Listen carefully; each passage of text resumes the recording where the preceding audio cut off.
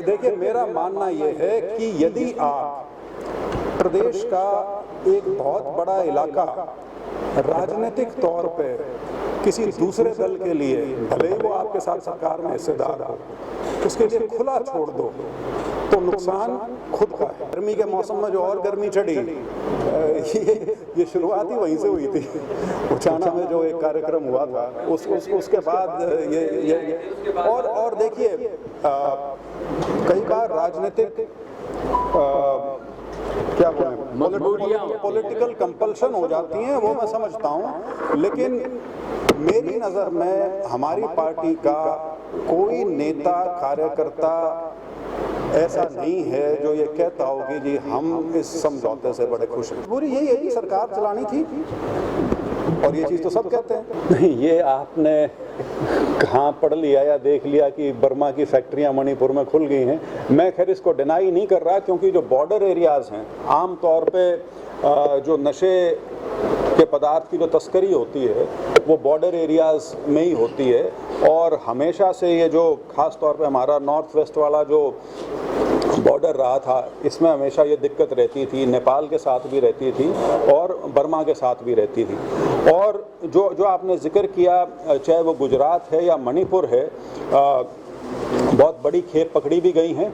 2 बड़ी खेप पकड़ी गई थी, एक तो बल्कि अभी कोची में पकड़ी गई, कोची तो केरल में है। तो बड़ी स्वाभाविक सी चीज़ है कि वो समुंदर के रास्ते और जो बड़े टैंकर हैं उनमें किसी प्रकार से छुपा के लाने का एक प्रयास था। तो जो हमारी जो एजेंसीज़ हैं वो सतर्क हैं, और यही कारण है कि इतनी बड़ी खेप पकड़ी गई हैं। मेरे ख्याल से एक शायद 15-17 हज़ार करोड़ की थी, और दूसरी जो पकड़ी गई है शायद वो भी 18-20 हज़ार करोड़ की है। तो इतनी बड़ी मात्रा में इसका पकड़ा जाना दोनों चीज़ें दर्शाता है। एक तो ये कि प्रयास है कि देश का जो युवा है उसको नशे की गर्द में डाला जा सके। दूसरा ये भी है कि जो एजेंसीज़ हैं और जो इंटेलिजेंस नेटवर्क है वो भी अपना काम कर रहा है, लेकिन उसके भी आगे जाके ये नशा जो है, नशे की जो प्रवृत्ति है, वो तो समाज से रुकेगी। जो इन्फोर्समेंट है उसका अपना एक स्थान है, बिल्कुल है, कड़ी सज़ा होनी चाहिए, मॉनिटरिंग होनी चाहिए, लेकिन समाज में भी इसके बारे में प्रचार प्रसार हो। ख़ास तौर पर जो हमारी सामाजिक संस्थाएं हैं या जो धार्मिक संस्थाएं हैं, उनको भी इसमें आगे आके प्रयास करना चाहिए कि हमारे युवा इसमें ना पड़े। हिसार के जो मिनी सेक्रेटरीट है वहाँ पे किसान बैठे हैं, आने जाने के लिए लोगों को परेशानी, आप लोगों को परेशानी, सबको परेशानी है। तो उनका जो मांग है, उनकी जो मुद्दा, उस पर किस तरह से आप लोग गौर कर रहे हैं, या क्या लगता है कि लंबा और चलने वाला है उनकी जो मांग है? नहीं, मांग तो खैर उनकी काफ़ी टाइम से चल रही है, और उनसे पहले मेरी भी 2-3 बार मुलाकात हुई है अलग अलग जगह पे। तो मुआवजे का इशू है, प्रशासन उसके बारे में प्रशासन को पूरी तरह से अवगत भी है। करीब सारा मुआवजा बट भी चुका है, लेकिन कुछ जगह अभी भी डॉक्यूमेंट्स की वजह से या इंश्योरेंस कंपनीज़ की वजह से या किसी भी कारण से कुछ इलाके अभी भी बचे हैं जहाँ पे ये मसला अभी भी खड़ा है। तो उम्मीद है कि प्रशासन और सरकार जो है इसको जल्दी निपटा लेगी। सामान्य सरकार की उपलब्धियाँ लेकिन अगर सिविल अस्पताल की बात करें या हेल्थ की बात करें तो दवाइयाँ अक्सर खत्म रहती हैं सिविल अस्पतालों में। बिल्डिंग जर्जर है, जो एक आम आदमी पोर्टल में उलझ कर रह जाता है, उसको जो है जो सरकारी स्कीमें वो मिल नहीं पाती या फिर उसे जानकारी नहीं। आपकी बात एक हद तक मैं ठीक मान सकता हूँ, पूरी तरह से नहीं, क्योंकि ये एक आपका अधिकार है क्रिटिकल सवाल करने का। लेकिन पोर्टल में फंसने की बात नहीं है। डायरेक्ट बेनिफिट जो है, जो डायरेक्ट ट्रांसफ़र जो है, वो इस सरकार की सबसे बड़ी उपलब्धियों में से है। अब कोई भी सरकारी स्कीम का पैसा यदि किसी इंडिविजुअल या फैमिली के लिए है तो उसमें कोई बिचौलिया नहीं है। और जो फाइनेंशियल इंक्लूजन, मतलब जो बैंकों के साथ लोगों का जो एक जुड़ाव किया है पिछले 9 साल में, वो अपने आप में एक मिसाल है। और यही कारण है कि जितनी भी डायरेक्ट बेनिफिट की जो स्कीम्स हैं, जिसमें पैसा सीधा बेनिफिशियरी के पास जाना है वो सीधा अब उसके अकाउंट में जाने लग रहा है। जहाँ तक अस्पतालों का सवाल है, डिस्पेंसरीज का सवाल है, ये मुद्दे हमेशा बने रहेंगे। प्रयास है कि उसको बेहतर किया जा सके, बेहतर किया भी जा रहा है और हमेशा इसमें संभावना है कि उसको और अच्छा किया जा सके। एक मिनट सबके में सरपंच का भी एक प्रोटोकॉल बना दिया गया कि वो 8वीं 10वीं पास होगा। तो आपका क्या मानना है कि विधानसभा और लोकसभा में बैठने वाले लोगों के लिए कोई इतना एजुकेटेड सिस्टम नहीं होना चाहिए कि उनके कम से कम एजुकेशन लिमिट हो के भी इस आधार पर चुनाव कर सके, क्योंकि योजनाएं बनाना और उनको लागू करवाना। देखिए मेरा वैसे तो बहुत अच्छी बात हो यदि जनरल शिक्षा का स्तर ऊंचा हो तो ये मुद्दा ही ना आए, लेकिन थोड़ा सा इसमें मैं अंतर करना चाहूँगा कि जो हमारी पंचायती राज संस्थाएं हैं, चाहे वो कॉरपोरेशन काउंसिल्स हैं, चाहे वो आपकी ज़िला परिषद है या ग्राम पंचायत है, उसमें जो सरकार के उसमें जो लोगों के नुमाइंदे हैं वो डायरेक्टली पैसे से डील कर रहे हैं। जो सांसद या एमपी है वो डायरेक्ट पैसे से डील नहीं करता, वो सरकार करती है। तो इसलिए ये तो जो सरपंच जो बनने लग रहा है या जो मेयर बनने लग रहा है, ये तो उसके खुद के हित की बात है कि वो इतना शिक्षित हो कि जो चीज़ें उसके सामने रखी जा रही हैं, जिस पे उसके दस्तखत होने हैं, उसकी कलम से चेक इशू होने हैं, पेमेंट होनी है, बाद में ये ना कह सके कि मेरे को तो ज्ञान ही नहीं था, मेरे सामने तो कागज़ रख दिए और मैं क्या करूं। जबकि जो एक लेजिस्लेचर का काम है, लेजिस्लेचर का जो काम है वो कानून जो बनते हैं उनमें उनकी भूमिका है, उनके ऊपर एक नज़र रखी जा सके, उनकी स्क्रूटनी की जा सके, वो है।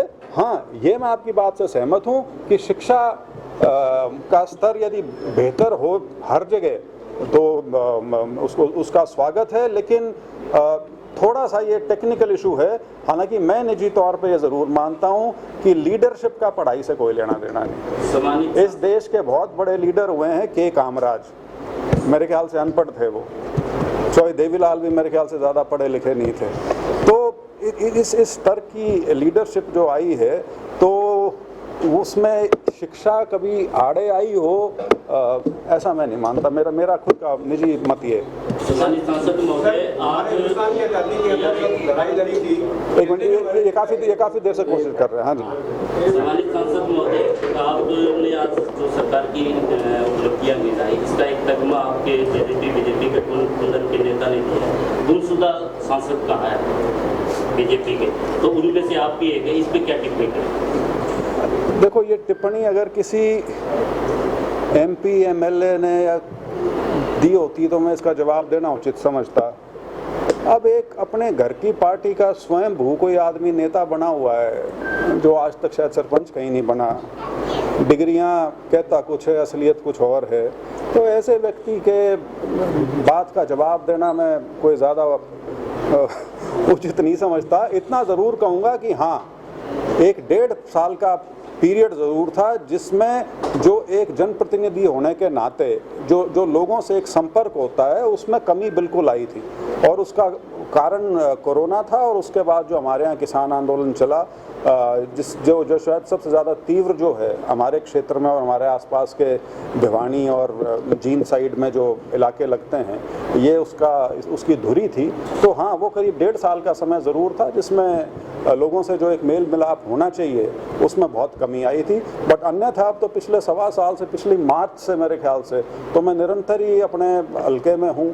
तो यदि गुमशुदाओं में मेरी गिनती है, मेरे ख्याल से मेरा नाम हट जाना चाहिए वहाँ से। पार्टी से आपका गठबंधन है आपकी पार्टी का? हाँ है।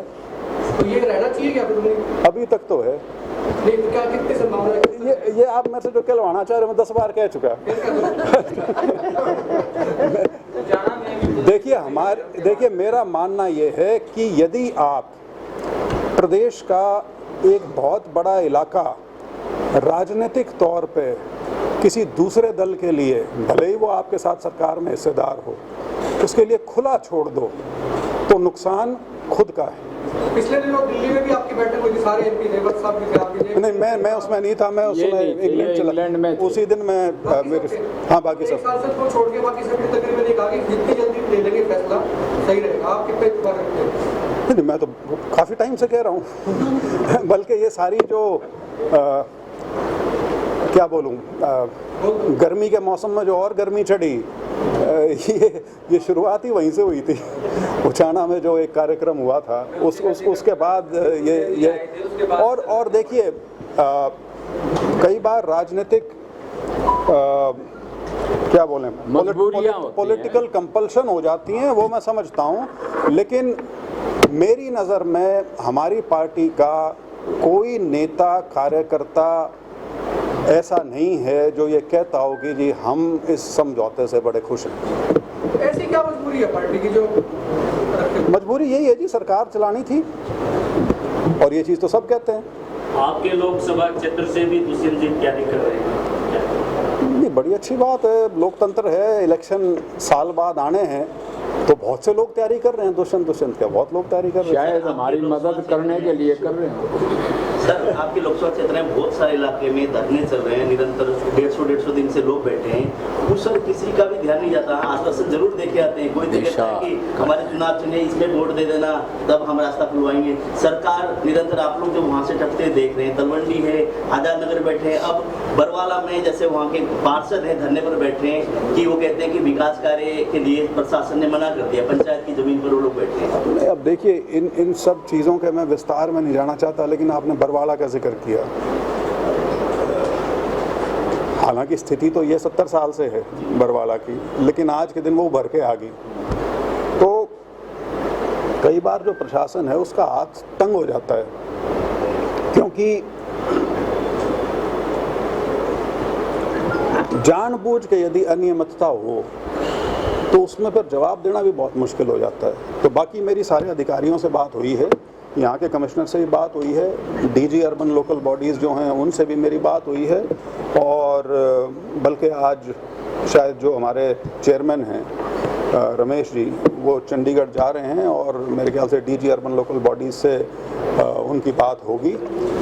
कोशिश यही कर रहे हैं कि यहाँ से इस स्थिति को ठीक किया जा सके, उसका एक प्रस्ताव औपचारिक रूप से यहाँ से सरकार को भेजा जाए, उसके बाद फिर उस पर कार्रवाई की उम्मीद रख सकते हैं। डिप्टी सीएम कह देंगे ब्रजेंद्र सिंह के पेट में दर्द है, उसकी दवा मेरे पास नहीं है, ऐसा कौन सा दर्द है? नहीं, उसने ना तो मेरा नाम लिया है, उसने तो 3 लोगों के पेट के दर्द की बात की थी। अब वो आपके ऊपर है किन किन के पेट में दर्द है। और उचाना बनती जा रही है तो फिर तो नाम लेने की आवश्यकता ना हॉट सीट उचाना बनती थोड़ी जा रही है, वो तो कभी से है। वो यदि आप बड़े मुकाबलों की बात करो तो 2009 से तो है ही। तो ठीक है, हमारे 5 चुनाव हो लिए आपस में, 3 हम जीत लिए, 2 दुष्यंत से ये पूछ लो